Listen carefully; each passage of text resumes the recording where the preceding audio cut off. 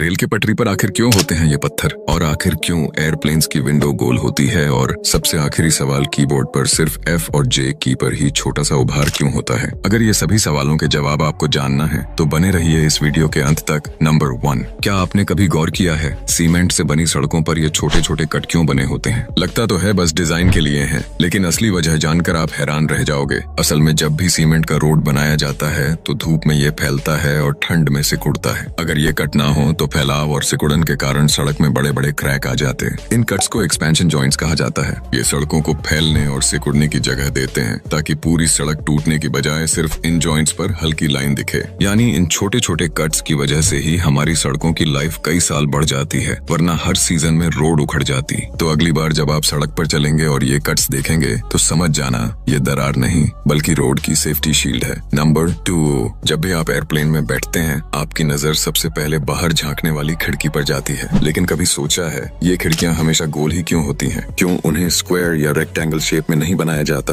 असल में इसका कारण बहुत गहरा है। एयरप्लेन जब आसमान में 35,000 फीट की ऊंचाई पर उड़ता है तो बाहर का प्रेशर और अंदर का प्रेशर जमीन से बिल्कुल अलग होता है। अगर विंडो स्क्वायर होती तो उनके चारों कोनों पर दबाव बहुत ज्यादा इकट्ठा हो जाता और वहीं से मेटल में दरारें पड़ने लगती। यानी छोटी सी खामी पूरी उड़ान को खतरे में डाल सकती थी। इतिहास में एक ऐसा हादसा हो भी चुका है। 1950 के दशक में डी हैविलैंड कॉमेट नाम का एयरप्लेन लॉन्च हुआ था। उसमें स्क्वायर विंडोज लगी थीं। शुरुआत में सब ठीक चला, लेकिन कुछ साल बाद उड़ानों के दौरान विंडोज के कोनों से दरारें पड़ने लगीं और नतीजा कई बड़े हादसे हुए। उस समय इंजीनियर्स को समझ आया कि डिजाइन में छोटी सी गलती कितनी बड़ी तबाही ला सकती है। इसीलिए अब दुनिया की हर एयरलाइन गोल विंडोज ही लगाती है, क्योंकि गोल डिजाइन प्रेशर को बराबर बांट देता है, क्रैक्स बनने नहीं देता और आपकी यात्रा को सुरक्षित बनाता है। नंबर 3, जब भी आप ट्रेन से सफर करते हो खिड़की से बाहर झांको तो रेलवे ट्रैक के नीचे ढेर सारे पत्थर दिखाई देते हैं। कभी सोचा है ये सिर्फ दिखावे के लिए है या इनका कोई बड़ा काम है? असल में इन पत्थरों को कहते हैं बैलेस्ट और इनका काम दिखने से कहीं ज्यादा जरूरी है। सबसे पहला काम ट्रैक को स्टेबल रखना। जब भारी भरकम ट्रेन गुजरती है तो पटरी पर बहुत वाइब्रेशन और झटके लगते हैं। ये पत्थर उस झटके को एब्जॉर्ब करके पटरी को हिलने से रोकते हैं, यानी ट्रेन स्मूथली चल सके।